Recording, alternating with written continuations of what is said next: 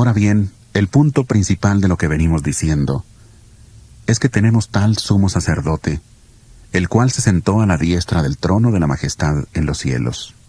Él es ministro del santuario y de aquel verdadero tabernáculo que levantó el Señor y no el hombre. Todo sumo sacerdote está constituido para presentar ofrendas y sacrificios, por lo cual es necesario que también éste tenga algo que ofrecer. Así que si estuviera sobre la tierra, ni siquiera sería sacerdote, habiendo aún sacerdotes que presentan las ofrendas según la ley. Estos sirven a lo que es figura y sombra de las cosas celestiales, como se le advirtió a Moisés cuando iba a erigir el tabernáculo, diciéndole: Mira, haz todas las cosas conforme al modelo que se te ha mostrado en el monte. Pero ahora tanto mejor ministerio es el suyo, cuanto es mediador de un mejor pacto, establecido sobre mejores promesas. Si aquel primer pacto hubiera sido sin defecto, ciertamente no se habría procurado lugar para el segundo. Porque reprendiéndolos, dice: He aquí vienen días, dice el Señor, en que estableceré con la casa de Israel y la casa de Judá un nuevo pacto, no como el pacto que hice con sus padres, el día que los tomé de la mano para sacarlos de la tierra de Egipto. Como ellos no permanecieron en mi pacto, yo me desentendí de ellos, dice el Señor. Por lo cual, este es el pacto que haré con la casa de Israel después de aquellos días, dice el Señor. Pondré mis leyes en la mente de ellos, y sobre su corazón las escribiré, y seré a ellos por Dios, y ellos me serán a mí por pueblo. Ninguno enseñará a su prójimo, ni ninguno a su hermano, diciendo: conoce al Señor, porque todos me conocerán, desde el menor hasta el mayor de ellos, porque seré propicio a sus injusticias, y nunca más me acordaré de sus pecados ni de sus maldades. Al decir nuevo pacto, ha dado por viejo al primero, y lo que se da por viejo y se envejece está próximo a desaparecer. Este es un tema muy interesante acá en Hebreos, que vamos a tratar de analizar de dónde el escritor de Hebreos sacó esta información. Si sacó de su cabeza, como hace la mayoría de la gente, dice nomás, nuevo pacto es así, nuevo pacto, pero no investiga de dónde salieron esa fuente. Bueno, el versículo 1 del capítulo 8 comienza diciendo: ahora bien, como un recordatorio, ¿no? El punto principal de lo que venimos diciendo es que tenemos tal sumo sacerdote, el cual se sentó a la diestra del trono de la majestad en los cielos. Desde el capítulo 1 hasta el capítulo 6, dice que 7, hemos estado hablando del Mesías que era superior a los ángeles, el Mesías que estuvo en la creación de todas las cosas, el ungido de Dios, que era autor de salvación y que tenía un orden sacerdotal, no terrestre, no humano, porque el orden sacerdotal, según la ley, es el orden sacerdotal arónico, que empezó desde Aarón, el hermano de Moisés, y ahí todos los sumos sacerdotes eran de esa orden. Pero Yeshua tenía un orden sacerdotal que era antes, mucho antes que la orden sacerdotal arónica. Por eso era superior también a esta orden sacerdotal. ¿Y qué es lo que hacían los sacerdotes? ¿Cuál es la misión de los sacerdotes? Reconciliar al pueblo con Dios, presentar ofrenda por los pecados del pueblo, purificar los pecados del pueblo. Entonces, ¿cómo hacían eso? Primero se purificaban a sí mismos y después presentaban una ofrenda, un animal por el pueblo. Entonces, eso es muy importante que entendamos, porque dice que este sumo sacerdote, según el orden de Melquisedec, si es un sacerdote, debe hacer lo mismo, debe seguir ese mismo sistema. Entonces, de eso hemos estado hablando hasta acá, dice, de este sumo sacerdote superior a los ángeles. Ahora vamos a ver rápidamente quiero mostrar un texto, Zacarías capítulo 3, versículo 7. Fíjense lo que dice ahí, para tener como referencia. Zacarías 3, versículo 7.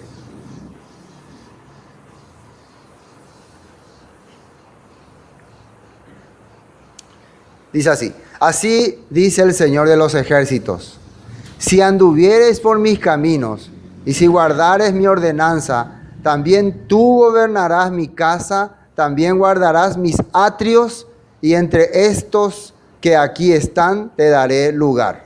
Esto le está hablando a un sumo sacerdote que vivió en la época de Zacarías, que se llamaba Josué, o en hebreo Yeshua o Yehoshua. También se le llama Yeshua a Josué. Bueno, atiendan bien ahí. Dice, así dice, el versículo 7 ya leímos, versículo 8. Escucha pues ahora Yahoshua. Es el nombre del Creador. Sumo sacerdote, tú y tus amigos que se sientan delante de ti, porque son varones, ¿qué dice ahí? Simbólicos. He aquí yo traigo a mi siervo el renuevo. Entonces acá estamos viendo una profecía que el sacerdocio arónico era, ¿qué dice ahí? Simbólico. Era simbólico el que estaba presentando. Y entonces este hombre está siendo como una sombra también del sacerdocio que va a ocupar después el verdadero, que va a ocupar Yeshua. Y tiene el mismo nombre. Se le está dando instrucciones. Es una forma de entender. No vamos a Hebreos, solo esa parte quería mirar. Bueno, ahora bien, el punto principal de lo que venimos diciendo es que tenemos tal sumo sacerdote, el cual se sentó a la diestra del trono. Acá dice que se sentó, y los sumos sacerdotes cuando hacían el trabajo no se sentaban, a menos que todo ya haya sido culminado, a menos que ya no haya nada que hacer. Ellos tenían que hacer su oficio parados. Pero acá dice que en este momento Yeshua está sentado. ¿Qué quiere decir eso? Que él ya acabó toda obra. ¿Y cuál es la obra de un sumo sacerdote? Hace rato ya dije. ¿Cuál era? Reconciliar al pueblo con Dios, purificar sus pecados, limpiarle de toda maldad. Entonces, ¿qué quiere decir que Yeshua se sentó a la diestra del Padre? ¿Qué quiere decir? Que ya su trabajo fue realizado. ¿Hay todavía algún trabajo que hacer? ¿Hay todavía algo que reconciliar? ¿Hay algo que perdonar? Ya no. Eso es importante entender. Y acá está aclarando esto. Entonces, algunas personas utilizan ese texto para decir, entonces yo ya puedo vivir. Claro que no, porque el redimido, el purificado, ¿qué significa? Que a partir de ahora es súbdito de Yeshua, seguidor de Yeshua. Y por agradecimiento no va a vivir en pecado. Si vos creíste en el Salvador, vas a seguir al Salvador. No puede ser que alguien esté diciendo, nosotros tenemos que creer en Jesús, que murió por nuestro pecado, pero eso no quiere decir que tenemos que hacer todo lo que la Biblia dice. ¿Cómo está diciendo ahí en el libro de Zacarías? Si hicieres todas las cosas correctas. Eso es muy importante que entendamos. Pero el sacrificio ya fue hecho. La reconciliación del Padre con el pueblo de Dios ya está establecido. Por eso dice que se sentó. Bueno, a la majestad en los cielos. Versículo 2. Ministro del santuario y de aquel verdadero tabernáculo que levantó el Señor y no el hombre. Ministro quiere decir servidor o alguien que está trabajando para otros. Según este versículo, Yeshua es nuestro servidor, pero no en el tabernáculo terrenal, sino en el tabernáculo que levantó Dios y no el hombre, dice. Que levantó el Señor, dice. Esto es muy importante porque ¿qué es ministrar? Entiendan muy bien. ¿Qué quiere decir ministrar? Dije ya recién. ¿Qué quiere decir? Servir. Entonces, Yeshua está sirviendo, dice, en el tabernáculo celestial. Quiere decir que constantemente su sacrificio que él realizó acá está funcionando allá. No termina. ¿Me están entendiendo? Porque el sacrificio que se hizo acá no es como lo que hacían los hombres. Era eterno y perpetuo. Quiere decir que él ahora está sirviendo a su pueblo para que siempre estén reconciliados con Dios y unidos con Dios y purificados de sus pecados. O sea, que haya una manera que nosotros podamos entonces caer en pecado otra vez, caer en desgracia, caer en la ira de Dios. ¿Hay alguna manera? Sí, hay alguna manera. Rechazando a este ministro. Solamente eso. Porque si rechaza al ministro, ¿qué es lo que rechaza? Toda la obra que ha hecho.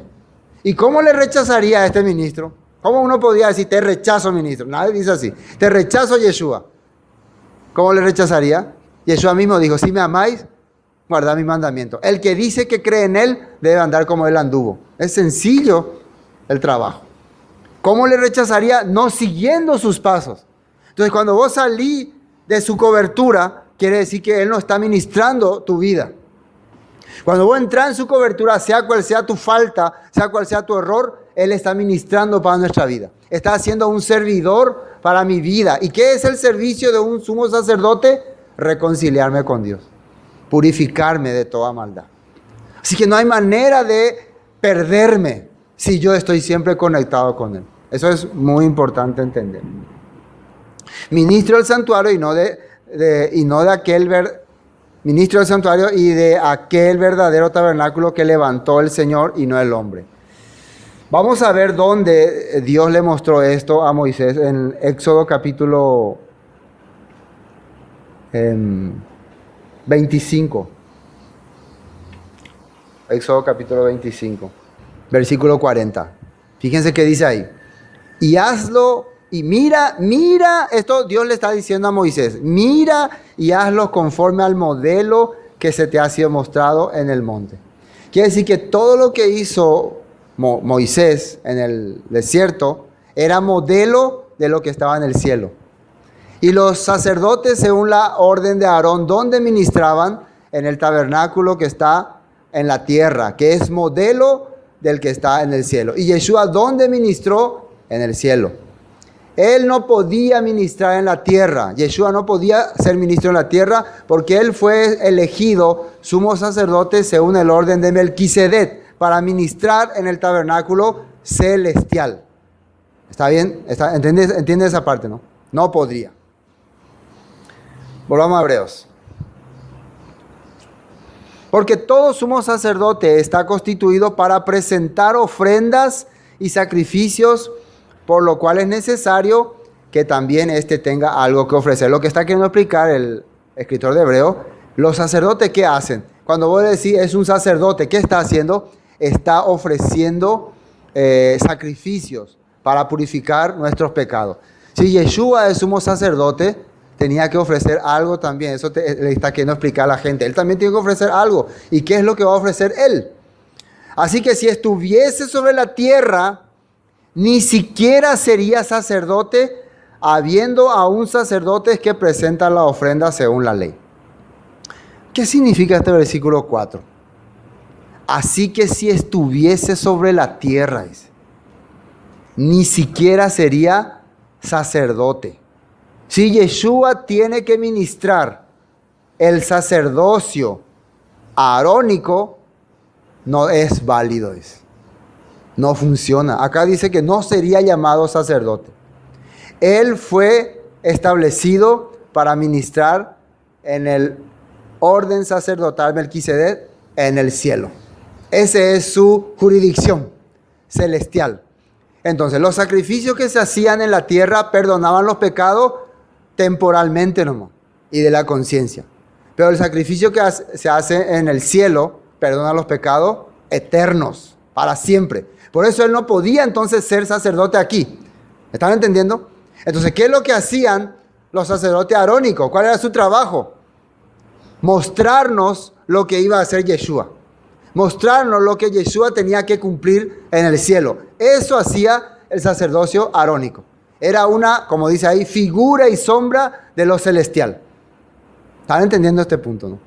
Entonces, al mostrarnos eso, nos daba la fe, nos daba la confianza, nos daba la esperanza para que nosotros podamos creer en el Mesías, en el verdadero sacrificio de los pecados.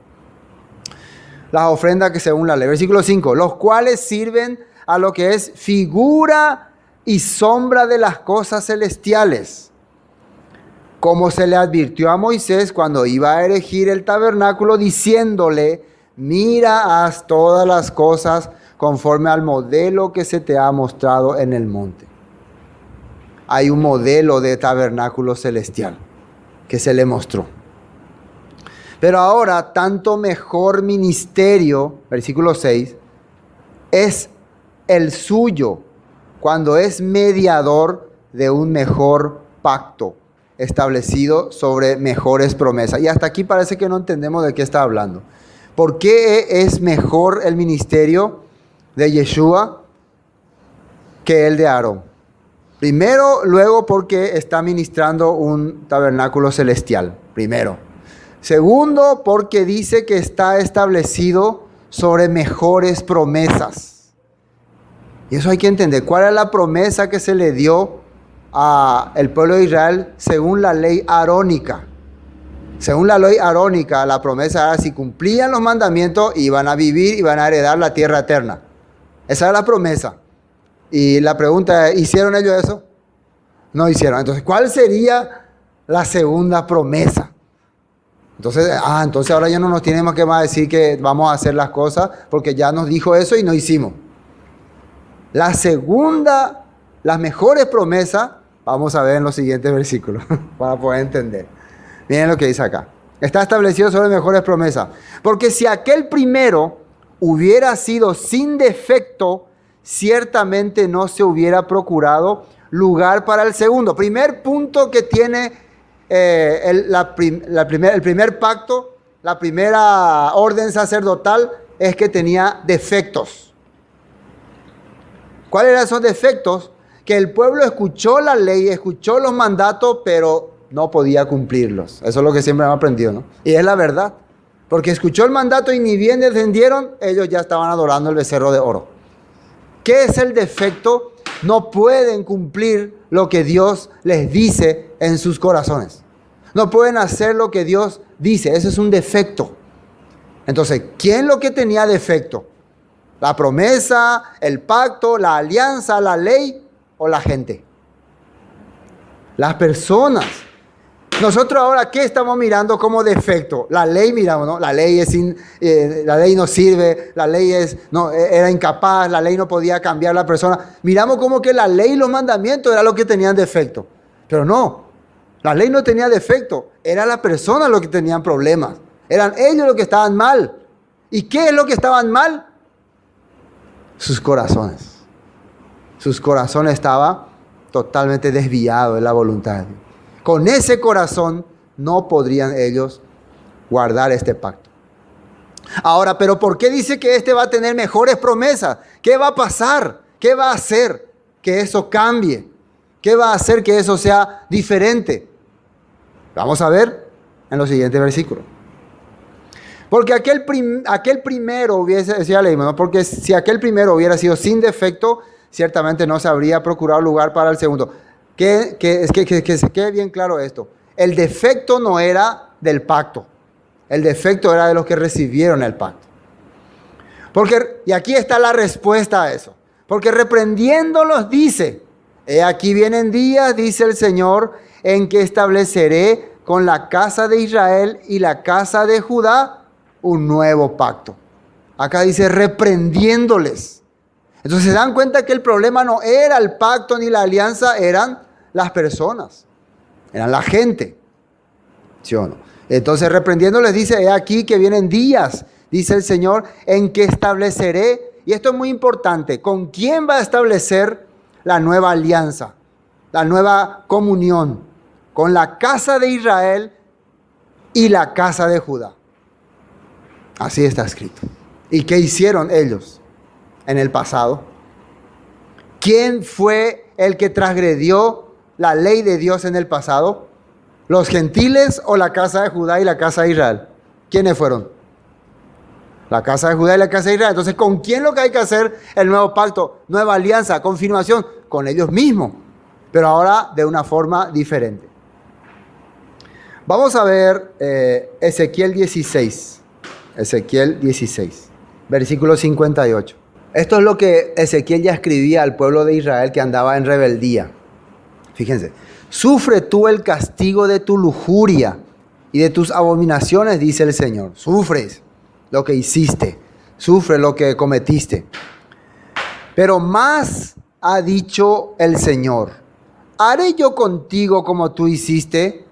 Fíjense lo que dice ahí: haré yo contigo como tú hiciste, que menospreciaste el juramento para invalidar el pacto.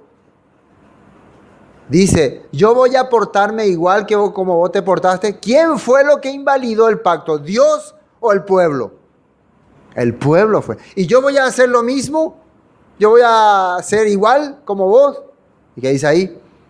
Antes yo tendré memoria de mi pacto que concerté contigo en los días de tu juventud, y estableceré contigo un pacto sempiterno, eterno, perpetuo. ¿Sí o no? El corazón de Dios es diferente, ¿o no? Él no va a romper su pacto. ¿Quién fue lo que rompió el pacto? El pueblo de Israel.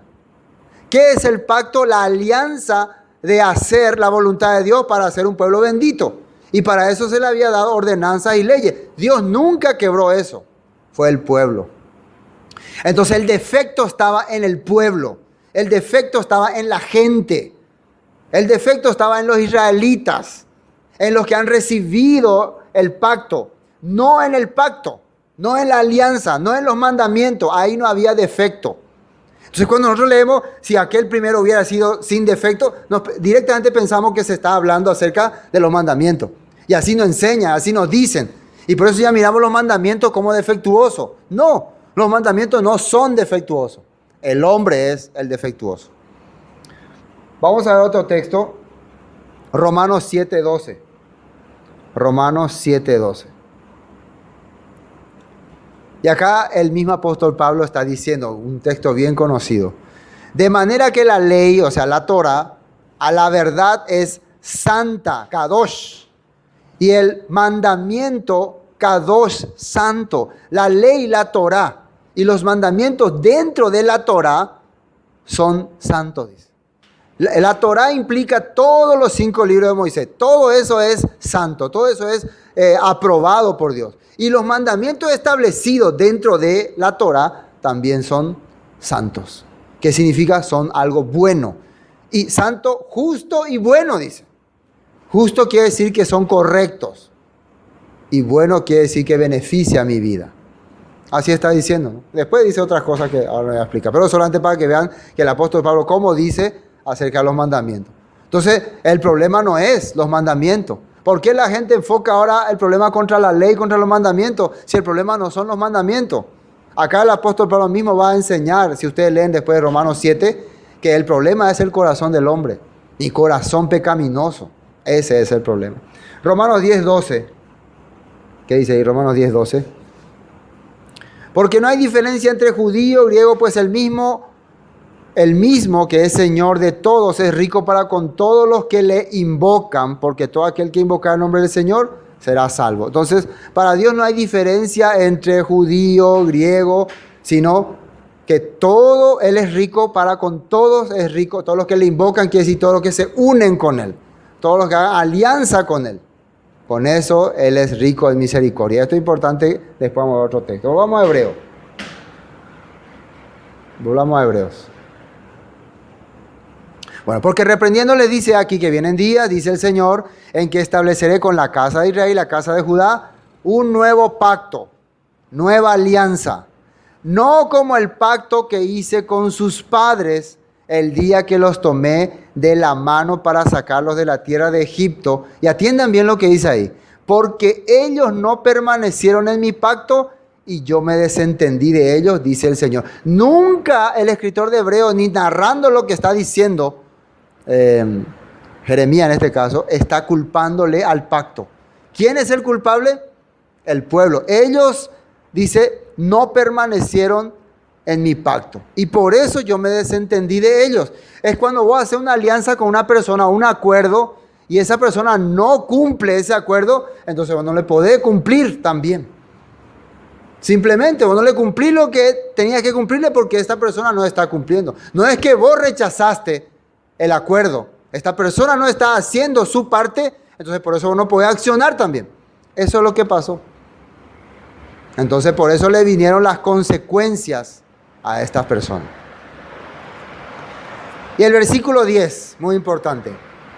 Por lo cual, este es el pacto, por lo cual quiere decir que por razones de que ellos fueron así, por razones de que ellos invalidaron mi pacto y yo me tuve que desentender de ellos, estableceré algo nuevo. Voy a establecerle a mi esta otra oportunidad. Allá poyeuta gente que tiene alianza, tiene pacto pajú, porque Jicuaila o Ibaía. Eso siempre tenemos que recordar, porque ellos están, Shena Ibaí, Shejala Shelei, Cuera no Ibaí, con gente lo iba. Entonces, a mí llega su escuela otra oportunidad. ¿Cómo? Eso es importante que entendamos cómo. Si el problema eran nuestros corazones, si nosotros éramos los malos, entonces en esta nueva oportunidad debe haber algo que solucione primero mi corazón. ¿Sí o no? Primero, porque ese es el problema, no es el problema los mandamientos ni la ley. El problema es mi corazón, entonces primero tiene que solucionarse mi corazón. ¿Qué dice acá? Por lo cual este es el pacto que haré con la casa de Israel después de aquellos días, dice el Señor. Fíjense, pondré mis leyes en su mente de ellos y sobre su corazón las escribiré y seré a ellos por Dios y ellos me serán a mí por pueblo. Dice aquí que el nuevo pacto consistirá en poner su ley en mi mente y en mi corazón. Y yo me preguntaba, ¿cómo puede hacerse eso? Por eso tenemos que ver otro texto. Vamos a ver Ezequiel 36. Ezequiel 36.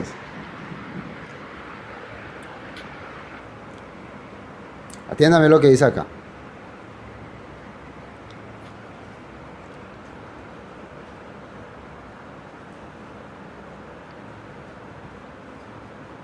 Desde el 24 vamos a leer. Fíjense lo que dice acá. Es la promesa de restauración. El pueblo se había perdido, el pueblo había pecado. Dios le está diciendo a Ezequiel que va a restaurar. Y miren de qué forma. Y yo os tomaré de las naciones, dice, y os recogeré de toda la tierra, de todas las tierras, y os traeré a vuestro país. Así está diciendo, ¿no? Y miren el 25. Esparciré sobre vosotros agua limpia, y seréis limpiados de todas vuestras inmundicias, y de todos vuestros ídolos os limpiaré.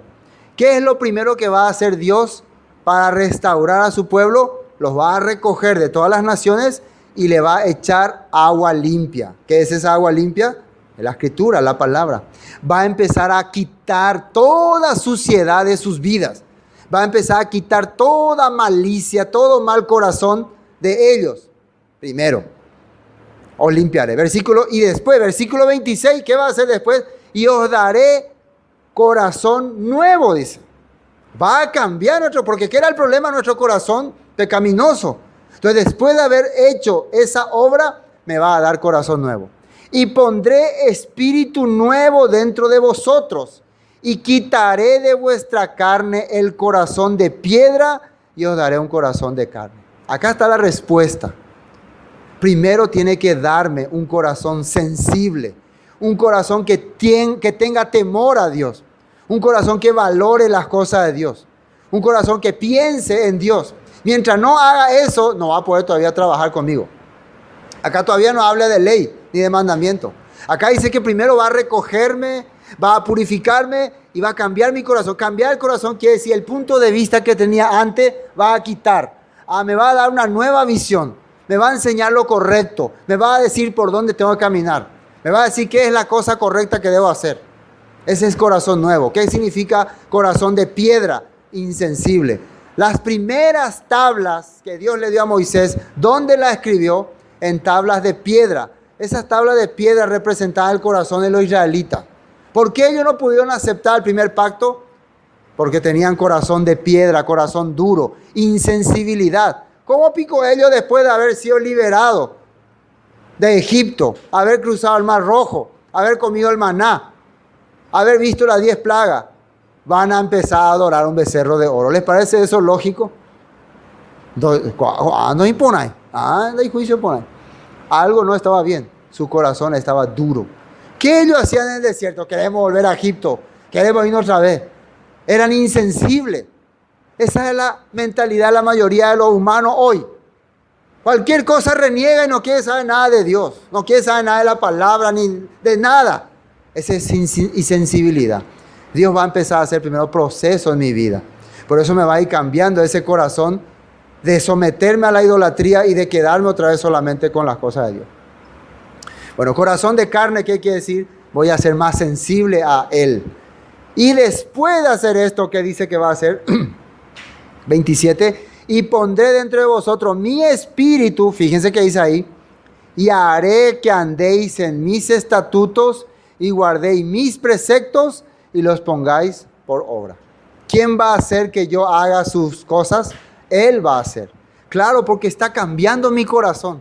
Me está enseñando una nueva mentalidad. Entonces automáticamente yo puedo decir, Dios está obrando en mi vida. Eso puedo decir. Dios está trabajando en mi ser. Dios me está dando un corazón distinto que tenía antes. Y si ustedes notan, a medida que pasa el tiempo, a medida que conoce más la palabra, su corazón cambia, su mentalidad cambia. Su forma de ver las cosas cambia. Y debe de cambiar, según la Escritura. Y los pongáis por obras. ¿Qué quiere decir? Va a hacer que ejecutemos su palabra. Esto es lo que Dios está diciendo ahora en Hebreos capítulo 8. Que en la nueva alianza va a consistir ya en un cambio de corazón. Porque el problema fue ahí. Bueno, esto nosotros sabemos que salió del libro de Jeremías. ¿De dónde sacó el escritor de Hebreos esta palabra? De Jeremías. Vamos a ir a Jeremías 31 para ver qué escribió Jeremías. Jeremías 31. El versículo 3 dice así. Yo les recomiendo que lean todo el capítulo de Jeremías, el versículo 31, el capítulo 31, perdón. Versículo 3 dice, el Señor se manifestó a mí hace ya mucho tiempo diciendo, con amor ajábano eterno te he amado, por tanto te prolongué mi misericordia. Ya hace mucho tiempo Dios apareció. Y si hace mucho tiempo, vamos a ver dónde. Quiere decir que esto también Jeremías sacó de otro lugar. Y vamos a ver ahora de dónde sacó. Porque si Jeremías está diciendo hace mucho tiempo, quiere decir que ya había un mensaje de misericordia en el pasado. ¿Me están entendiendo? Dios ya es imacurí que ore cotaja misericordia y pueblo que mama. Jeremías es iñandebe. Apea ya y cuata moopa. El Señor se manifestó a mí hace ya mucho tiempo diciendo, con amor eterno te he amado, por tanto te prolongué mi misericordia. Aún te edificaré y serás edificada, oh Virgen de Israel, todavía serás adornada con tu pandero y saldrán en alegres danzas. Versículo 5, aún plantarás viñas en los montes de Samaria, plantarán los que plantan y disfrutarán de ellas. Dice, porque habrá día en que clamarán los guardas en el monte de Efraín. Levantaos y subamos a Sión, al Señor nuestro Dios. Dice que va a llegar el tiempo en que van a clamar, y acá dice, los guardas en el monte de Efraín. ¿Quiénes serían esos guardas? En el hebreo dice los nosrin. Sí, pero en el hebreo dice, le llama a estos guardas, se le llama a estos guardas, que sea un guardián, ¿no? Pero se le llama los nosrin. En el hebreo se le llama así. ¿Y qué significa los nosrin? Los retoños, los que están retoñando. O sea, los guardas serían los que están saliendo de la corrupción, de lo que están saliendo del sistema y están regresando al pueblo de Dios. ¿Y qué dice que van a decir ellos? Levantaos y subamos a Sión, al Señor nuestro Dios. La gente que está retornando, que está saliendo de la perdición, va a llamarle al pueblo a decir, volvamos a Sión. ¿Qué quiere decir volvamos a Sión? Volvamos a las cosas de Israel. Volvamos al pueblo elegido por Dios.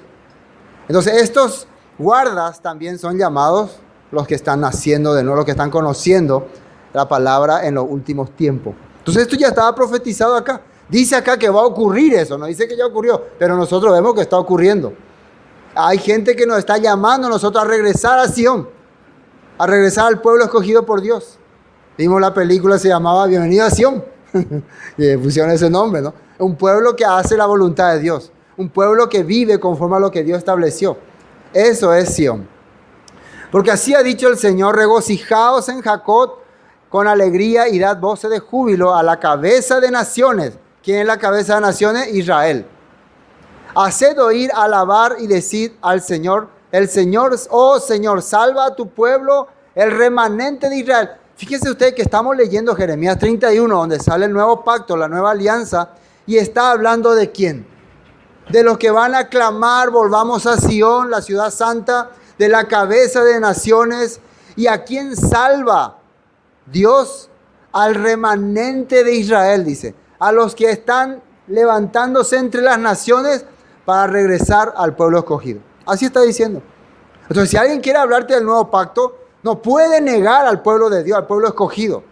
Ellos son los que van a empezar a recibir esta nueva promesa, según la Escritura. He aquí yo los hago volver, dice la Biblia, de la tierra del norte, y los reuniré de los fines de la tierra, y entre ellos ciegos, cojos, la mujer que está encinta y la que dio a luz, juntamente en gran compañía volverán acá. Eso es el nuevo pacto. Van a empezar a regresar todos los hijos de Dios. Miren lo que dice el 9. Irán con lloro, mas con misericordia los haré volver. Y los haré andar junto a arroyos de aguas por camino derecho, en el cual no tropezarán, porque soy a Israel. Fíjense lo que dice ahí. Soy a Israel por padre, y Efraín, ahí dice Efraín, es mi primogénito. ¿Y quién es Efraín? Efraín se le decía a las 10 tribus del norte que fueron dispersadas entre todas las naciones. Entonces, ¿con quién Dios está haciendo el nuevo pacto? Aparte de con Judá, con Efraín, su primogénito, dice. Muy importante entender esto. ¿Dónde está Efraín ahora? Está mezclado entre las naciones. Entonces, ¿cómo haremos para regresar al pueblo escogido de Dios? Volviendo a la palabra, volviendo a la Escritura. Amén. Oíd palabra del Señor, oh naciones, y hacedlo saber en las costas que están lejos, y decid, el que esparció a Israel lo reunirá y guardará como el pastor a su rebaño. Otra vez, escuchen todos los países del mundo, y todas las naciones. El que esparció a Israel le va a volver a traer. No se vayan a meter ustedes en contra de esto. No vayan a oponerse a mi obra. Esto quiere decir, no vayan a hacer tropiezo para los que están regresando a mí. Le está hablando a las naciones. Precisamente lo que las naciones hacen ahora. Te quieren llevar otra vez al mundo. Te quieren llevar otra vez a las tradiciones del mundo. No quiere que uno regrese al pueblo de Dios escogido verdadero. Por eso escuchen, naciones, dice. Versículo 11, porque el Señor redimió a Jacob. ¿A quién le redimió? Dice acá, a Jacob. Redimir es perdonar. Lo redimió de la mano del más fuerte que él. ¿Quién era más fuerte que nosotros? Satanás, el sistema, el mundo. Nos liberó de eso. Por medio de la sangre de Yeshua en la cruz, nos liberó de este sistema. ¿Se está entendiendo? Perfectamente. Vamos al versículo 18.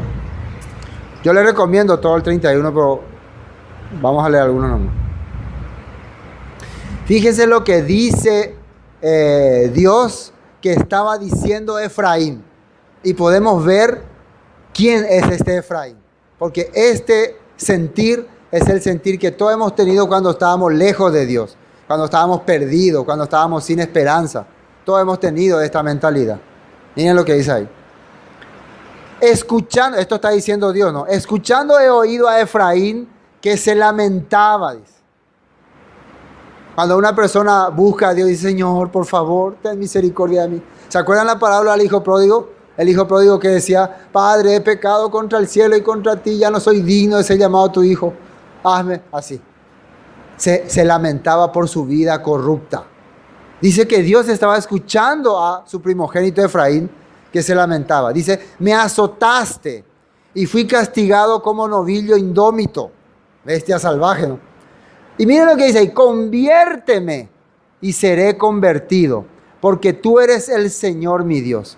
Efraín, ¿qué va a pedir? Señor, conviérteme, sálvame, rescátame. Eso es lo que está haciendo Efraín, la cristiandad. Pero solamente que está convirtiéndose otra vez a un sistema, no se está convirtiendo al Dios verdadero.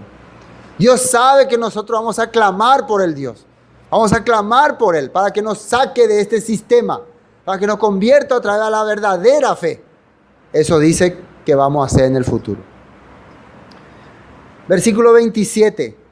Vamos a ver 27. He aquí vienen días, ya está para dar el nuevo pacto, dice el Señor, en que sembraré la casa de Israel y la casa de Judá, simiente de hombre y simiente de animal. Esto es muy importante entender, porque acá no quiere decir que hombres y animales van a juntarse y van a tener mismo descendiente, porque se entendería así, ¿no? Porque juntaré simiente de animal y simiente de hombre. No va a hacerle Dios casar animales con hombres, ¿sí o no? Entonces, ¿de qué está refiriendo? Cuando se refiere a animal, se está refiriendo a pueblo que no es escogido de Dios, que no es de Israel, pueblo gentil. Va a llegar tiempo en que todos ellos se van a mezclar. El pueblo de Dios se va a mezclar entre los gentiles. Entonces ya no se va a poder decir, tú eres pueblo de Dios, porque van a estar todos mezclados. Esos son los últimos tiempos, eso es lo que ha ocurrido hoy. Nosotros somos parte de esa mezcla. No sabemos de qué tribu ni de dónde pertenecemos, pero sí sabemos que tenemos una semilla divina porque estamos oyendo su voz. Estamos clamando también, conviérteme y seré convertido. Dice, y así como tuve cuidado de ellos para arrancar y derribar y trastornar y perder, afligir, tendré cuidado de ellos para edificar y plantar, dice el Señor. Así como Dios esparció a su pueblo y los llevó lejos, va a tener también misericordia para traerlos de nuevo. En aquellos días no dirán más, los padres comieron las uvas agrias y los dientes de los hijos tienen la dentera. Esto quiere decir, no vamos a culparse a una persona por los pecados de su antepasado. En aquellos tiempos ya cada persona va a decidir, sigue o no. Porque nosotros también sabemos que mucha de la influencia que tenemos viene de las tradiciones o religiones de las cuales hemos pertenecido en el pasado. Entonces en aquel tiempo cuando Dios te empiece a hablar y a revelar su verdad, ya no vas a más poner excusas. Es que mi papá era de esta religión, mi mamá era de esta religión. No, ya depende de vos. ¿Querés o no querés seguirme? Ya no va a ser culpable tu pasado, tu antepasado. Dios te va a estar llamando. Ahora es la oportunidad. Sino que cada cual morirá por su propia maldad, dice. Los dientes de todo hombre que comió las uvas agrias tendrán la dentera. He aquí vienen días, dice el Señor, en los cuales, fíjense que dice ahí, haré nuevo pacto, nueva alianza. ¿Sí o no? Brit Hadashah, el nuevo pacto, ¿no? Con la casa de Israel y con la casa de Judá. ¿Quiénes son los que se mezclarían entre las naciones? Tanto Judá como Israel. Y ahora va a hacer nuevo pacto con Judá e Israel. Entonces, si va a hacer nuevo pacto con Judá y con Israel, va a ser ya con los que están mezclados entre ellos. ¿Sí o no? Ya están mezclados. Con ellos va a hacer nuevo pacto. ¿Y qué dice ahí? No como el pacto que hice, y atiendan bien, con sus padres, el día que tomé su mano para sacarlos de la tierra de Egipto, porque ellos, fíjense ahí, ellos invalidaron mi pacto. Dios nunca invalidó su pacto, así que es falso decir que Dios ya terminó con esa ley, con ese pacto, con esa alianza. Eso es mentira. El pueblo fue lo que rechazó y sigue rechazando. ¿Qué le parece? Sigue diciendo, no, la ley ya terminó, eso ya no. Y con arrogancia y con altanería. Acá dice que ellos invalidaron mi pacto, aunque yo fui un marido para ellos, dice el Señor. Entonces acá dice que nuestros padres, quiere decir que eran los israelitas en el monte Sinaí. Está llamándole nuestros padres. Por eso podemos decir nosotros que venimos de ellos. Solo que nosotros ya estamos mezclados con las naciones. Pero igual Dios nos va a redimir, porque es una promesa que ha dado. ¿Sí o no? Aunque la mezcla ya no es puro, pero Dios va a dar una promesa. Hay una promesa que nos ampara. Pero este es el pacto que haré con la casa de Israel después de aquellos días, dice el Señor. Daré mi ley en su mente y la escribiré en su corazón. Y yo seré a ellos por Dios y ellos me serán por pueblo. ¿Qué quiere decir? Yo voy a trabajar en sus vidas. Yo voy a dirigirle a ellos. El problema hoy en día, la gente es dirigida por hombres, por organizaciones, por religiones, y ya no es más dirigida por la palabra. el hombre que sea liberado, que tenga el nuevo pacto, va a ser dirigido por la palabra. Va a vivir por la palabra. Eso quiere decir que Dios le está dirigiendo, porque Dios le ha rescatado. ¿Se entiende, no? Y no enseñará más ninguno a su prójimo ni ninguno a su hermano diciendo, conoce al Señor, porque todos me conocerán, desde el más pequeño de ellos hasta el más grande, dice el Señor.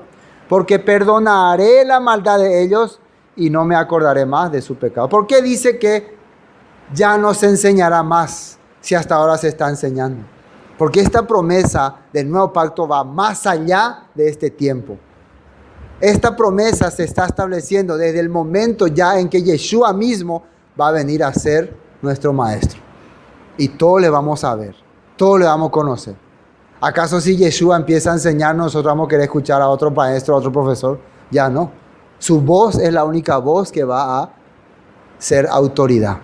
Por eso esta promesa va más allá de este tiempo.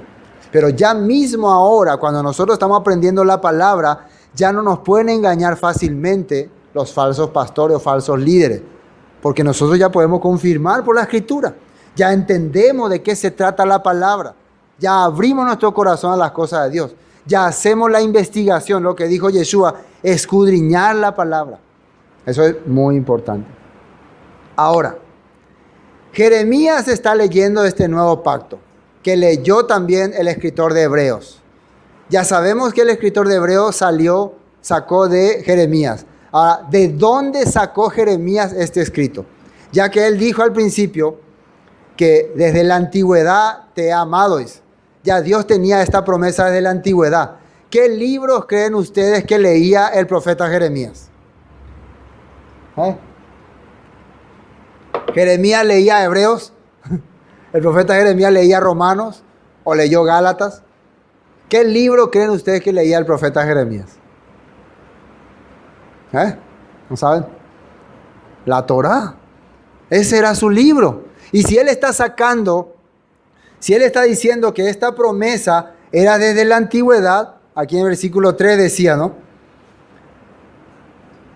El versículo 3, el Señor se manifestó a mí hace ya mucho tiempo diciendo, con amor eterno te he amado, por tanto te prolongué mi misericordia. Está diciendo, ya hace mucho tiempo que Él me mostró su amor a su pueblo. ¿De dónde sacó? De la Torá. Y vamos a ir a la Torá, el libro de Deuteronomio. Es importante el libro de Deuteronomio, porque el libro de Deuteronomio muestra la confirmación de la Torá, la confirmación de los estatutos, ya a un pueblo que su corazón ha sido cambiado ya. Recuerden que el primer pueblo salió con el corazón todavía pendiente en Egipto, con el corazón todavía mundanizado, y por eso tenían corazón duro. Pero 40 años después, ya viviendo con Moisés, aprendiendo la palabra, este pueblo ya su corazón estaba cambiado. Por eso se le está dando la siguiente promesa. Lo que vamos a leer ahora es lo que se le había dicho, lo que Moisés le estaba diciendo al pueblo que iba a ocurrir si ellos no cumplían la palabra de Dios. Deuteronomio capítulo 29 primero, 29, versículo 24. En 29 sale promesa de establecer un pacto con ellos. Justamente nosotros estamos estudiando ahora Deuteronomio 29 los sábados. Mas aún todas las naciones dirán, fíjense, todas las naciones dirán, ¿por qué hizo esto el Señor a esta tierra que glorifica el ardor de esta gran ira? ¿Qué significa el ardor de esta gran ira? Dice que las naciones van a preguntar, ¿por qué Dios castiga así a Israel? ¿Por qué? Entonces cuando se pregunte, alguien le tiene que dar la respuesta, ¿no? Por ejemplo, ustedes se preguntan, ¿va épico y cope shaitela judío cuera, la israelita cuera, va épico lo yapón, va ejicuay? ¿Qué respuesta le va a dar a alguien? No hicieron, no cumplieron los mandamientos que Dios le estableció. Dios quería que la gente sepa eso, ¿no? Porque no hicieron lo que Dios dice. Le pasó esto. Qué malos son, qué mala suerte tienen de tener esa clase de Dios. Así podemos decir. Si yo quiero salvarme, quiero tener la salvación del mismo Dios de Israel, puedo decir, qué mala suerte que yo tengo otra clase de Dios al que no tengo que hacer estas cosas. Así puedo decir. Increíblemente mucha gente dice así. Eso era para el Dios de los israelitas. El Dios de los israelitas le castigó porque ellos no cumplieron lo que Dios le estableció. Pero recuerden que el pueblo de Israel se mezcló entre las naciones. Y si nosotros ahora queremos regresar a ese Dios, tenemos que hacer lo que este pueblo no hizo. Y esto era profecía nomás, todavía no había ocurrido. Y responderán, versículo 25, por cuanto dejaron el pacto del Señor, el Dios de sus padres, que Él concretó con ellos cuando los sacó de la tierra de Egipto. Ahí está claro. Dejaron la alianza. Dios no abandonó la alianza. El pueblo abandonó. Lo mismo está haciendo hoy. Cuando están enseñando que en la cruz se terminó la ley, los mandamientos, están dejando el pacto establecido por Dios. Están esperando entonces recibir la misma maldición. Por eso están haciendo cosas que no deberían hacer, honrando a dioses que no deberían honrar, celebrando fiestas que no deberían celebrar. Por eso, porque han dejado al Dios verdadero. Por eso no pueden entender las fiestas bíblicas de Dios, no pueden entender los tiempos de Dios, porque se han desviado. Esa es la verdad. Versículo 26. Y fueron y sirvieron a dioses ajenos y se inclinaron a ellos, dioses que no conocían y que ninguna cosa les había dado. ¿Viste? Fueron a adorar otros dioses. Porque invalidaron el pacto. Entonces, ¿qué significa invalidar el pacto? Si vos invalidas el pacto, vas a estar adorando al dios Jano, o al dios Tamuz, o a la diosa Semiramis. Le vas a estar honrando culto, haciéndole arbolito decorado. Vas a estar deseando lo mejor según el dios Jano. Eso vas a estar haciendo. Dioses que el pueblo al principio no conocía. Pero ahora ya le es más. Ahora el pueblo no conoce al Dios verdadero. Más familiares son esos dioses. Bueno, capítulo 30, fíjese lo que dice ahí. Capítulo 30. Sucederá que cuando hubiere venido sobre ti todas estas cosas, la bendición y la maldición que he puesto delante de ti, y miren lo que dice ahí, y te arrepintieres en medio de todas las naciones donde te hubiera arrojado el Señor tu Dios. Fíjese que Deuteronomio está diciendo ya que si no haces lo que Dios dice, te va a arrojar entre todas las naciones. Pero si en ese lugar te arrepentías, se teshuvá, querés regresar a mí, y te convirtieres, ¿se acuerda que estaba pidiendo Efraín? Conviérteme. Efraín ya era un representante ya de las naciones. Él ya estaba esparcido entre las naciones. Estaba pidiendo que se convierta. Y te convirtieres al Señor tu Dios. Y fíjese lo que dice. Y obedecieres a su voz conforme a todo lo que yo te mando hoy. Tú y tus hijos con todo tu corazón y con toda tu alma. Entonces el Señor hará volver a tus cautivos y tendrá misericordia de ti y volverá a recogerte de entre todos los pueblos a donde te hubiera esparcido el Señor tu Dios. Esto es lo que está leyendo Jeremías ahora. Dios va a hacer una nueva alianza si tu corazón cambia, tu corazón se arrepiente, tu corazón quiere convertirse. Si tu corazón clama por justicia, Dios está dispuesto a traerte. Por eso decía Jeremías que con amor eterno ya se me manifestó hace mucho tiempo Dios, que amaba a su pueblo. Aunque tú desterrado, versículo 4, estuviese en las partes más lejanas que hay debajo del cielo, de allí te recogerá el Señor tu Dios, de allá te tomará y te hará volver el Señor tu Dios a la tierra que heredaron tus padres, y será tuya y te hará bien y te multiplicará más que a tus padres. Y miren lo que dice el versículo 6, texto que tocó mucho el apóstol Pablo. Va a haber una circuncisión de carne, no de corazón. Porque el problema no era la circuncisión de carne. Los israelitas que salieron de Israel, de Egipto, estaban todos circuncidados de carne. La pregunta es, ¿entraron todos a la tierra de Israel? No entraron todos. ¿Y cómo si estaban circuncidados de carne? No les sirvió su circuncisión de carne. Los que nacieron en el desierto, 40 años vivieron en el desierto sin estar circuncidados de la carne. Durante que estuvieron en el desierto, ¿qué circuncidó Dios de ellos?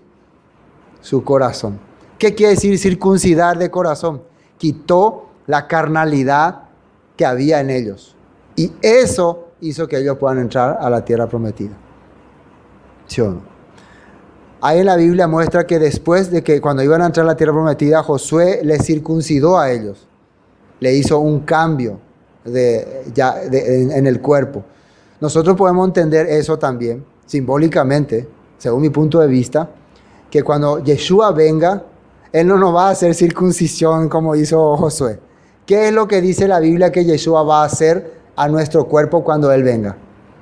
Esto corruptible va a cambiarse a incorruptible, va a cambiar nuestro cuerpo. Quiere decir que es como que va a abrir este cuerpo inútil y va a poner un cuerpo celestial. Si estuviéramos vivos y si estuviéramos muertos, nos levantaría, nos resucitaría.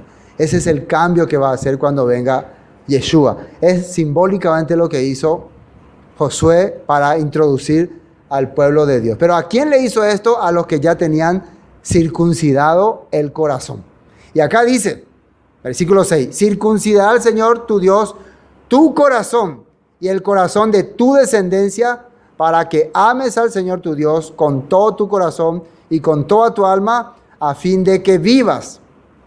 ¿A fin de qué? A fin de que vivas. El propósito de cambiar mi corazón es de que yo pueda tener vida. ¿Y qué es lo que ocurre cuando cambia mi corazón? ¿Qué es lo que ocurre cuando soy una persona ya establecida por Dios desde adentro? Versículo 7. Y pondrá el Señor tu Dios todas estas maldiciones sobre tus enemigos y sobre tus aborrecedores que te persiguieron. Y tú volverás y oirás la voz del Señor y pondrás por obra todos sus mandamientos que yo te ordeno hoy. ¿Así está escrito o no? El cambio de corazón, la circuncisión del corazón produce que ahora yo quiera cumplir todos sus mandamientos. Es increíble que en la cristiandad se dice, nosotros somos circuncidados del corazón, no de la carne. Entonces, ¿por qué no quiere hacer lo que Dios dice? ¿Por qué no quiere vivir conforme a su mandamiento? Porque ni entiende lo que están hablando. Esto dice la Torá. Esto estaba leyendo Jeremías. Versículo 9. Y te hará el Señor tu Dios abundar en toda obra de tus manos, en el fruto de tu vientre, en el fruto de tu bestia, en el fruto de tu tierra, para bien, porque el Señor volverá a gozarse sobre ti. Fíjense lo que dice ahí. Para bien, de manera que se gozó sobre tus padres. Volverá a sentir, este es mi pueblo amado. ¿Y qué dice en Jeremías? Seré yo a ellos por Dios y ellos me serán por pueblo. Eso es el gozo de Dios. Decir, coalache pueblo, coalache gente. Se volverá a gozar. ¿Cuándo? Cuando sea cambiado mi corazón y cuando yo tenga el deseo de hacer lo que Dios dice. Esa es la nueva alianza. Mejores promesas quiere decir, ahora tu corazón va a cambiar. Tu corazón va a ser diferente, por eso vas a poder seguirme. Esa es la diferencia. Dios va a trabajar desde tu corazón. Aunque sea duro como piedra, va a romper esa piedra. Eso es lo que Dios dice. Miren lo que dice el versículo 10. Cuando obedecieres a la voz del Señor tu Dios para guardar sus mandamientos, sus estatutos escritos en este libro de la Torá, cuando te convirtieres al Señor tu Dios con todo tu corazón y con toda tu alma. Eso es lo que leía el apóstol Pablo también. Terminemos Hebreos. Terminemos. Entonces, versículo 11, ¿no? Y ninguno enseñará a su prójimo ni ninguno a su hermano diciendo conoce al Señor, porque todos me conocerán desde el menor hasta el mayor de ellos. Ya seremos pueblo otra vez de Dios. Porque seré propicio a sus injusticias y nunca más me acordaré de sus pecados y de sus iniquidades. Una vez que Dios haga alianza conmigo nuevamente, una vez que purifique mi corazón, Él no va a mirar más mi pasado. Eso es lo que decía, que ya no vamos a... los hijos no recibirán la dentera de los padres, ¿no? Nosotros no vamos a sentir la agriedad de lo que consumieron nuestros padres. La uva agria que comió nuestros padres, nos vamos a heredar nosotros. Va a borrar nuestro pasado. Vamos a ser nueva criatura. ¿Qué quiere decir esto? Vamos a poder caminar de nuevo conforme a la voluntad de Dios. Versículo 12. Porque seré propicio a sus iniquidades y nunca más me acordaré de sus pecados e iniquidades. Al decir nuevo pacto, ha dado por viejo al primero. Y lo que se da por viejo, ¿qué dice ahí? y lo que se da por viejo y se envejece está próximo a desaparecer. Y yo analicé mucho a qué se refería al decir nuevo pacto. Recuerden que Dios nunca invalidó su pacto. ¿Quién invalidó su pacto? El pueblo. Por lo tanto, el problema era el corazón del pueblo. Al decir nuevo pacto, quiere decir que Dios te está dando una nueva oportunidad porque vos invalidaste. Entonces, para darte una nueva oportunidad, te tiene que perdonar esa transgresión que hiciste, ¿sí o no? Esa injusticia que hiciste, esa ofensa que hiciste, te tiene que perdonar y te tiene que enseñar también qué es el valor de su pacto. Te tiene que poner en tu corazón el deseo de amarle. Eso es lo que Dios iba a hacer. Por eso dice que iba a poner en tu mente. ¿Qué es mente? Va a enseñarte, vas a aprender. Y eso va a llegar a tu corazón. Una vez que vaya aprendiendo, llega a tu corazón. Entonces, ¿qué es lo que va a desaparecer? Ese corazón duro, ese corazón incrédulo que había antes, va a desaparecer. Esa culpabilidad que teníamos de haber transgredido la ley de Dios va a desaparecer. Por eso Dios hizo desaparecer los sacrificios que se hacían. Porque los sacrificios, ¿qué te hacían recordar? Acuérdense, ¿cuándo comenzaron los sacrificios? ¿A partir de cuándo empezaron el sacerdocio arónico a ejercer en el pueblo de Dios? A partir de que ellos adoraban el becerro de oro. ¿Qué le hacía recordar los sacrificios arónicos? Que ellos habían transgredido el mandamiento de Dios en el monte Sinaí. ¿Sí o no? Este nuevo pacto, esta nueva alianza con un nuevo intermediario, un sacerdote según el orden de Melquisedec eterno, ya quita esos sacrificios, por lo tanto borra también esa culpa para darnos ahora una nueva oportunidad de servirle y seguirle de acuerdo a nuestra creencia. Y eso es lo que Yeshua dijo, que vendremos y haremos morada en él. ¿Sí o no? Mi Padre y yo vendremos. ¿Cómo te manifestarás a nosotros y no al mundo? Le preguntaron, ¿no? Mi Padre y yo vendremos y haremos morada en él, dice. Se va a notar que Dios vive en tu vida y también su Hijo Jesús. Entonces, ¿qué es lo que va a desaparecer? Los antiguos sacrificios que nos hacían recordar el pecado que habíamos cometido con Dios. Y ese corazón de piedra que teníamos va a desaparecer. No es la ley de Dios lo que va a desaparecer. Amén. Ahora está aquí, vamos a compartir.